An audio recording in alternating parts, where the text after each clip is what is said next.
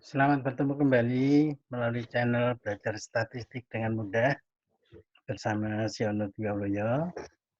Kali ini kita akan mendiskusikan tentang pendugaan parameter. Kalau video ini bermanfaat, silakan share pada teman-teman atau subscribe atau beri like. Kalau ada yang kurang, silakan beri kritiknya. Jadi kita akan bahas tentang pendugaan parameter. Baik.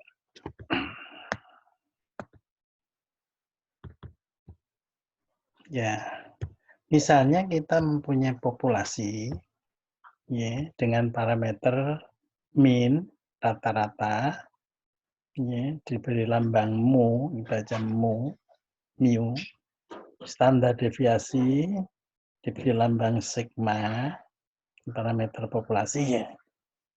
Ya, dari populasi ini diambil sampel yang ukurannya n akan diperoleh namanya statistik.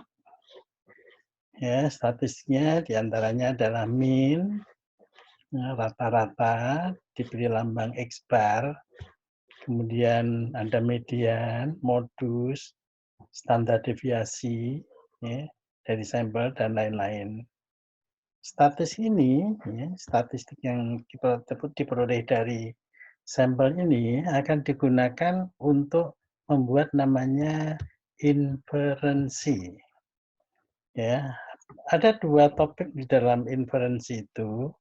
Yang pertama namanya estimasi, pendugaan, yang akan kita bahas kali ini. Dan yang kedua adalah verifikasi atau pengujian hipotesis yang nanti dibahas pada topik tersendiri. Baik, misalnya ya untuk pendugaan ini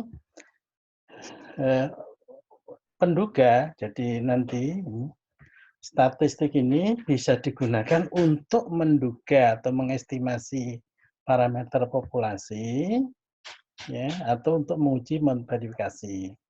Kalau untuk menduga, jadi misalnya untuk menduga ukuran pemusatan mu, maka bisa digunakan ukuran pemusatan statistiknya, yaitu diantaranya X bar, median, modus, gitu ya. Itu bisa. Oke. Yaitu disebut namanya penduga atau estimator. Oke. Nah, penduga atau estimator itu harus memiliki sifat-sifat kalau mau dikatakan penduga yang baik. Ya, ada kriterianya apa itu baik ya. Yang pertama adalah penduga itu bersifat namanya tanpa bias, unbiased estimator. Yang dimaksud penduga tanpa bias itu adalah nilai ekspektasi atau nilai harapan dari estimator itu sama dengan parameter yang akan diduga. Yang pertama, tanpa bias, unbiased. Yang kedua adalah bersifat efisien. Ya, artinya efisien itu varian estimator itu paling kecil di antara varian estimator-estimator yang lain. Yang ketiga, bersifat konsisten. Artinya, bila ukuran sampel N-nya itu diperbesar, semakin diperbesar, maka nilai estimator itu, penduga itu, akan mendekati nilai parameter. Kalau N-nya tanda petik sampai tak terhingga atau sama dengan populasinya, berarti akan sama dengan parameter itu sendiri.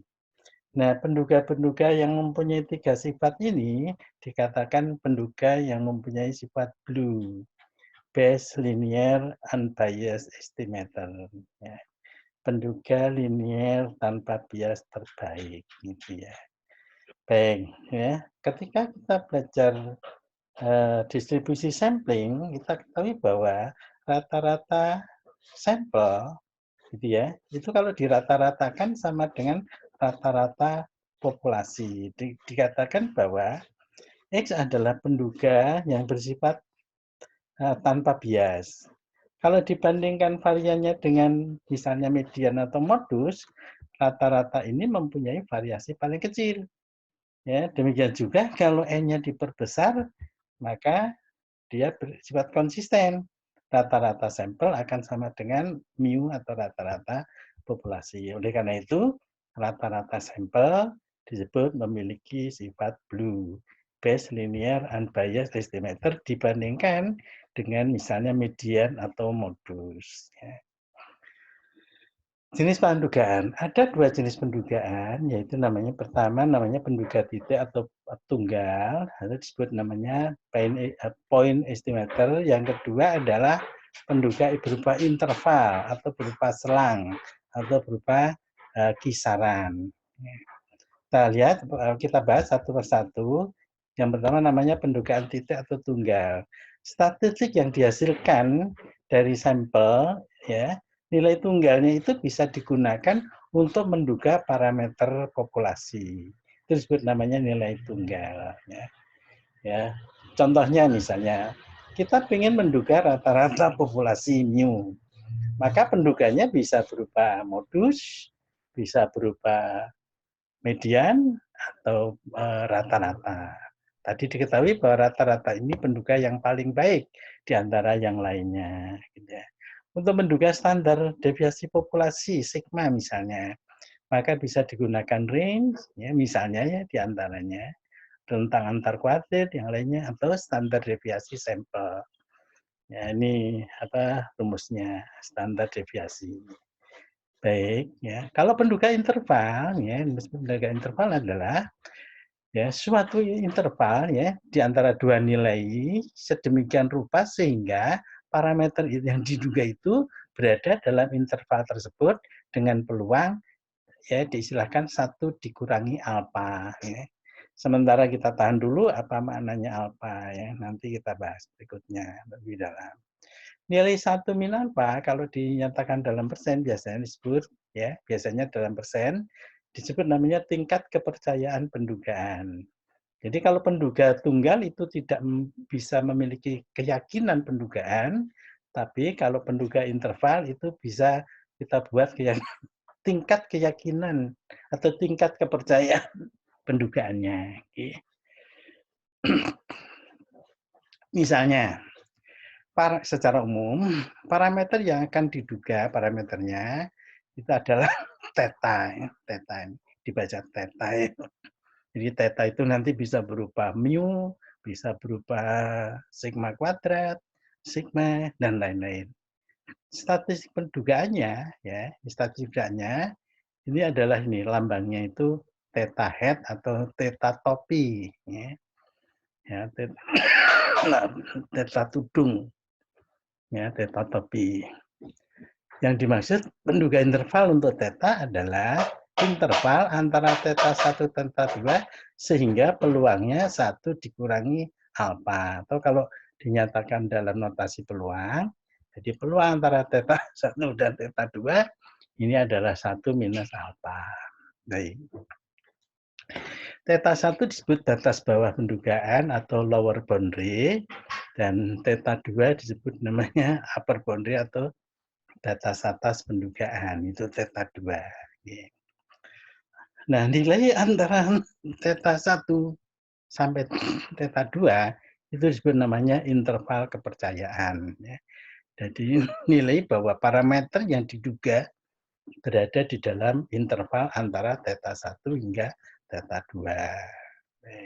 Sebagai ilustrasi, ya, misalnya kita akan menduga rata-rata populasi mu. Penduga yang digunakan adalah rata-rata sampel, gitu ya. Itu penduga titiknya. Ya, kita ingat bahwa rata-rata adalah penduga terbaik, gitu ya. Penduga titiknya, ini ya. Nah, ini ada tanda topi, head, caping gitu. Itu bacanya diduga. Jadi mu diduga sama dengan rata-rata sampel, itu diduga. Penduga intervalnya jadi mu-nya itu berada di interval antara X1 sama X2. Terserah X1-nya mau apa ya, jadi batasannya diatur sedemikian rupa sehingga X1 luang mu itu di antara X1 hingga X2 sama dengan 1 minus alfa. Baik.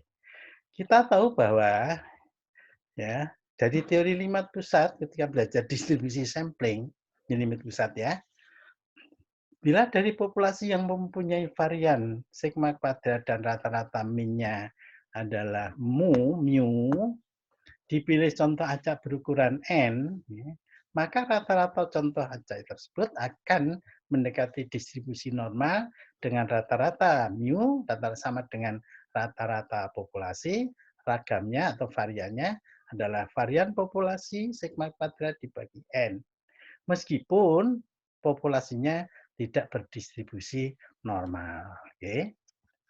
Dari teori limit pusat itu, maka bisa dibuat transformasi normal standarnya, ini transformasi standar ya, X dikurang mu dibagi sigma per akar N. Baik, dilandasi pada teori limit pusat itu, maka penduga interval untuk mu antara X1 X2 ini bisa ditulis gitu ya, peluang X1 hingga X2 mu-nya itu nilainya sama dengan 1 min alfa. Kalau kita nyatakan dari teori pusat tadi bahwa ini nanti akan mendekati distribusi normal, maka kita buat normal bakunya. Yang tengah ini kita buat normal baku sehingga menjadi distribusi normal baku dengan variabel Z. Ya. Ini jadikan Z ini diganti Z ya. Dengan demikian bisa ditulis peluang itu menjadi begini ya. Oke, ini peluang normal baku. Kita tahu bahwa Z-nya tadi dari transformasi teori limit pusat ya. Ini Z-nya, oke.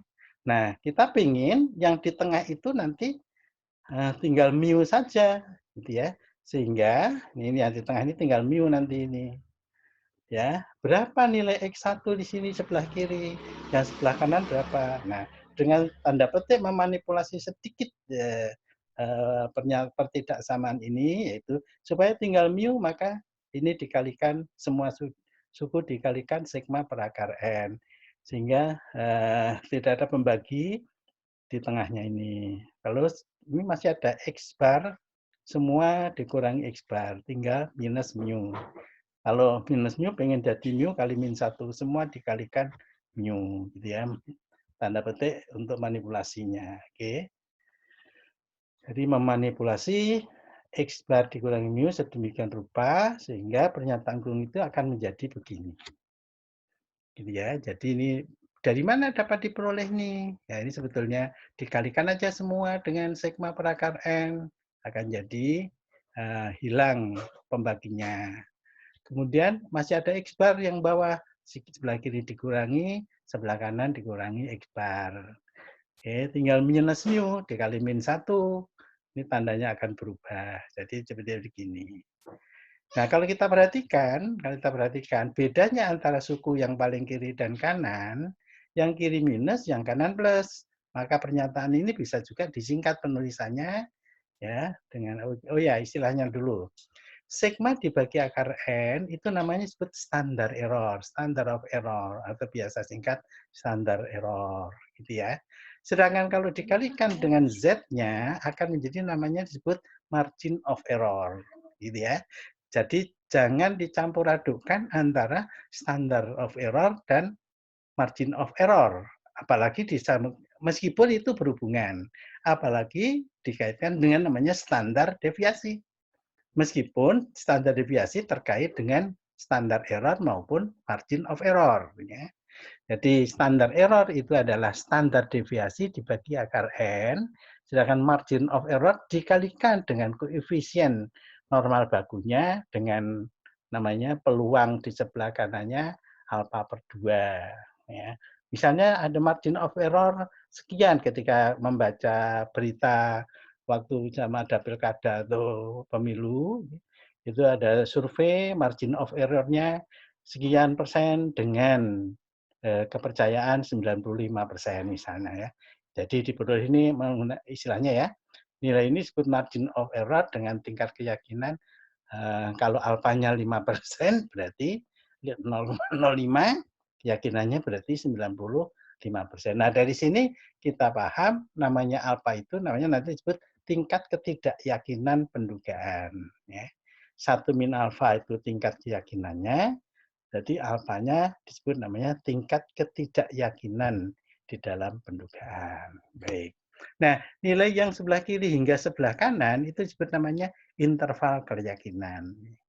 Ya, length-nya itu, panjangnya itu disebut interval keyakinan. Ya, atau kalau ditulis pendugaannya secara singkat, bedanya yang kiri dan kanan tidak lain adalah yang kiri minus, yang kanan plus. Secara singkat sebetulnya adalah X bar plus minus. Gitu ya. Ini margin of error-nya. Oke. Misalnya, ya sebagai ilustrasi.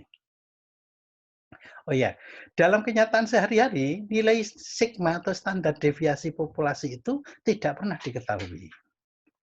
Nggak pernah tahu. Biasanya diduga saja. Sehingga ya diduga dengan apa? Penduga yang terbaik itu adalah kalau menduga sigma itu penduga terbaik yang blue-nya itu adalah standar deviasi sampel atau S. Ya, S ini standar deviasi sampel. Dengan demikian, ya, distribusinya kalau tadinya pakai sigma distribusi normal, kalau ini bukan normal, namanya mengikuti distribusi student atau distribusi T. Ya, distribusi student itu gambarnya lebih runcing daripada distribusi normal, ya. Lebih runcing gitu ya. Tapi ya, nah gambarnya student ini keruncingannya atau kelandaiannya itu tergantung pada derajat bebas. Semakin besar derajat bebasnya, semakin agak landai. Kalau N-nya itu tak terhingga, ya, N-nya itu besar sekali, maka nilai student itu distribusinya sama dengan normal baku, ya, atau normal standar. Baik, ini jadi kita sekarang beralih ke distribusi student. Ya, oke. Jadi umumnya sigma itu tidak pernah tahu, tapi sigma diduga besarannya dengan S atau standar deviasi sampel. Baik. Dengan demikian interval keyakinan yang tadi pakai Z tadi kalau ditulis pakai ini menjadi T. Ya, distribusi student dengan derajat bebas N-1. N itu ukuran sampel ya, dikurangi 1. Oke, sama tadi bedanya yang kiri dan kanan, yang kiri minus ini ya, yang kiri X bar ini minus ini. Yang kanan plus nih, plus. Maka secara singkat bisa ditulis ya menjadi X bar plus minus T alfa per 2 S dibagi akar N. Gitu ya. Untuk selanjutnya kita pembahasannya tidak mengasumsikan ada sigma karena itu pada kenyataannya juga tidak pernah diketahui. Jadi kita menggunakan aja distribusi student. Baik. Nah, distribusi student ini ya nanti bisa dilihat di tabel. Nanti ada waktunya ya. Oke. Sekali lagi bahwa ini margin of error-nya ya. Nih. Jadi X bar plus minus margin of error. Kalau S per akar N namanya disebut standar tadi standard of error ya. Iya. Ya. Nah, kalau kita perhatikan dari pendugaan ini nilai penduganya ya X bar plus minus T alfa per 2 S per KN, semakin besar tingkat kepercayaan artinya alfanya makin kecil, semakin lebar interval kepercayaannya. Ya, yang kedua, ya, semakin besar N, jadi kalau sampelnya diperbesar, itu semakin pendek interval kepercayaannya. Jadi kalau N-nya makin besar. Oke, contoh nih ya, sebagai ilustrasi numeriknya. Oke, dari 20 orang wisatawan mancanegara yang datang ke Indonesia, rata-rata pengeluarannya adalah 1.000 US dollar dengan standar deviasi 50. Ya, ini sampel. Ini sampel ya. Jadi dari 20 orang wisatawan mancanegara yang datang ke Indonesia, wismannya ya lebih dari 20, banyak sekali. Tapi yang diwawancarai hanya 20 orang. Oke. Dari 20 orang ini kalau dirata-ratakan, rata-ratanya 1.000, standar deviasinya 50. Ya. Dugalah rata-rata pengeluaran wisatawan mancanegara dengan tingkat keyakinan 95%. Dari informasi ini diperoleh N-nya ini 20. Ya, sampelnya 20. Rata-ratanya, rata-rata sampel lambangnya X bar 1.000. Selalu berpasangan bahwa rata-rata itu berpasangan dengan standar deviasi. Ya. Standar deviasinya 50. Keyakinan yang diinginkan 95%, berarti alfanya 5% atau 0,05. Tadi di rumusnya penduga intervalnya adalah X bar plus minus T alfa per 2 S dibagi akar N. Kita sudah tahu X barnya 1000, S-nya 50, gitu ya. Alfanya 5% atau 0,05. Berarti T-nya adalah T alfa per 2, T 0,025, gitu ya. T 0,025, derajat bebasnya 20 kurangi 1, 19. Ini kalau dilihat di tabel, dapatnya adalah 2,093. Kalau di tabel ya, lihat caranya melihat tabel distribusi T pada saat pembahasan distribusi sampling. Oke. Dengan demikian, ya, atau pakai Excel ya, bisa juga dicari dengan menggunakan Excel. Oke, ya, ini berarti kita masukkan sini, masukkan X barnya 1000 plus minus T-nya 2093 dikali 50 ya, S-nya 50 dibagi akar N akar 20 atau 1000 ini kalau dihitung itu dapat 23,3. Kalau ditulis dalam interval memanjang berarti ini yang kiri dikurangi 1000 dikurangi 23,4 dapatnya 974,6, yang kanan plus berarti 1000 ditambah 23,4 jadi 123,4. Oke.